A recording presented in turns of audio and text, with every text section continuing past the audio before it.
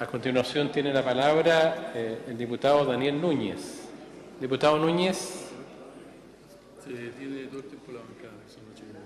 Tiene el tiempo de su bancada, diputado. Gracias, presidente. Bueno, lo primero que hay que señalar en esta discusión, y no es un detalle, es que este reajuste, y lo han destacado distintos diputados, llega con un acuerdo inicialmente entre diversas organizaciones. Son 15 gremios que componen el sector público que llegaron a acuerdo. Y uno tiene que preguntarse entonces por qué. ¿Es tan bueno el reajuste que se va a entregar hoy día a los trabajadores del sector público? Si uno considera el IPC de 2,9%, lo que tenemos de aumento en términos reales del salario es un modesto 0,6%. Y uno puede preguntarse por qué entonces los trabajadores llegaron a acuerdo con el gobierno. Y los trabajadores del sector público llegaron a acuerdo con el gobierno porque aquí se dieron una serie de compromisos y mejoras en términos de las condiciones laborales de los trabajadores del sector público. Y eso fue lo que permitió que los gremios, en este caso, firmaran la propuesta que hizo el gobierno. Sin embargo, presidente, ¿cuál es la paradoja que enfrentamos? La paradoja que enfrentamos es que el mismo gobierno que hizo este acuerdo después lo borró, digamos, lo que firmó con la mano lo borró con el codo. Y él enturbió esta situación al provocar más de 2.000 despidos que hoy día tenemos en la administración pública. Por lo tanto, ¿cómo podríamos nosotros aprobar acá un reajuste a un trabajador que probablemente el día de mañana, el día jueves, el día viernes o la próxima semana puede estar despedido? No es posible, presidente, después que se rompa un acuerdo de buena fe, validar este reajuste que hoy día se está dando si es que no existe un compromiso, un mecanismo concreto en que el gobierno se comprometa a revisar todos aquellos despidos injustificados o arbitrarios que se han producido. Yo solo quiero señalar que en el caso de la región de Coquimbo no solo son despidos arbitrarios algunos de los que se han producido o injustificados. Además, hay despidos que son abiertamente ilegales. Y quiero poner un ejemplo. Por ejemplo, en la Seremía de Educación se despidió a los trabajadores por parte de un seremi subrogante, que no tiene facultades legales, según el régimen administrativo de la Administración Pública, para hacer estos despidos. En el caso de la JUNJI, la Junta de Jardines Infantiles, se despidió también a los trabajadores y trabajadoras por una directora subrogante que no tenía la atribución legal para hacerlo. Eso, presidente, debe ser inmediatamente revertido y por supuesto que nosotros tenemos la certeza que si vamos a la Contraloría como lo estamos preparando vamos a ganar, pero no queremos esperar 3, 4, 5 meses, queremos que el día de hoy se produzcan esas reincorporaciones porque es lo justo y lo que corresponde.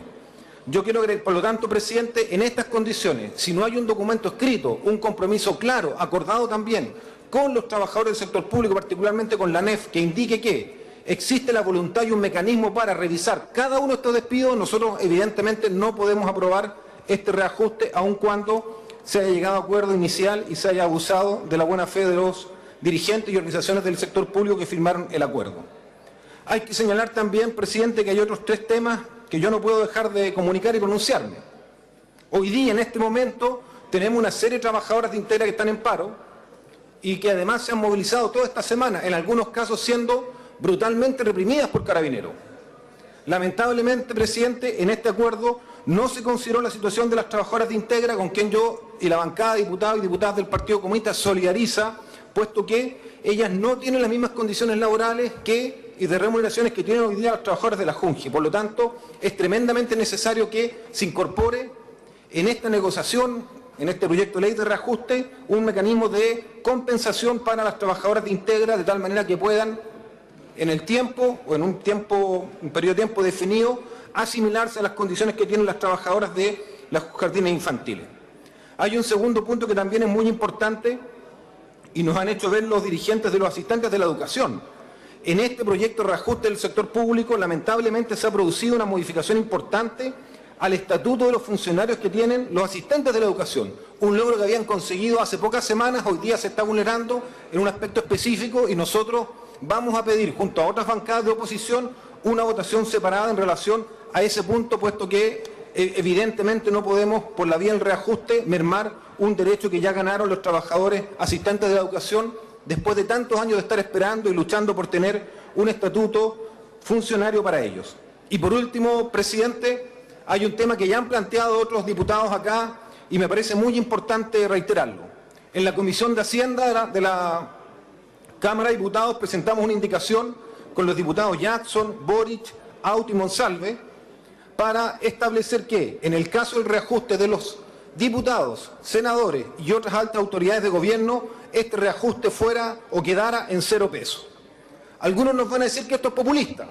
Algunos nos van a decir que estamos haciendo cosas que jamás se han practicado. Por el contrario, esto ya fue acordado con el gobierno anterior y en 2 ocasiones el proyecto de ley vino con un congelamiento del salario para los altos cargos de la administración pública, particularmente autoridades parlamentarias. Y la pregunta es ¿por qué? Porque es evidente que subir el sueldo de un parlamentario, de un diputado, en un 2,9%, es decir, en 270.000 pesos, tiene como efecto una mayor desigualdad en Chile. Reajustar hoy día el sueldo de los parlamentarios es profundizar la desigualdad social. Y por supuesto que nosotros no estamos de acuerdo en tomar una medida de este tipo que es profundamente inequitativa. Y también hay que decirlo con todas sus letras. No aplicar el reajuste del 2,9 es, en la práctica, bajar el sueldo de los diputados. Y nosotros frente a eso tenemos que tener posición. Y no tiene nada de populista, tiene algo simplemente de querer decir la verdad. Hoy día los sueldos que tienen los parlamentarios en Chile son sueldos extremadamente altos. Y es un privilegio tener esos salarios y nosotros consideramos que eso hay que reducirlo.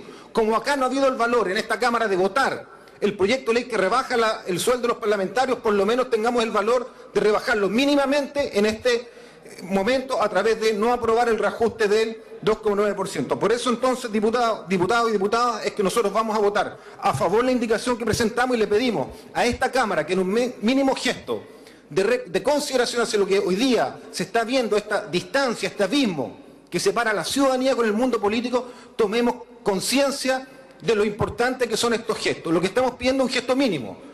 Ninguno de ustedes va a ser más pobre, ninguno de ustedes va a tener un problema económico grave por congelar su salario. Es el mínimo gesto que esta Cámara puede dar y yo estoy seguro, presidente, que si queda un poquito de sentido común en el Congreso, un poquito de sentido común en la Cámara de Diputados, vamos a aprobar esta indicación que establece que el reajuste para el año 2019 de los salarios más altos de la administración pública, las autoridades y de los parlamentarios va a quedar en 0 pesos. Muchas gracias, presidente.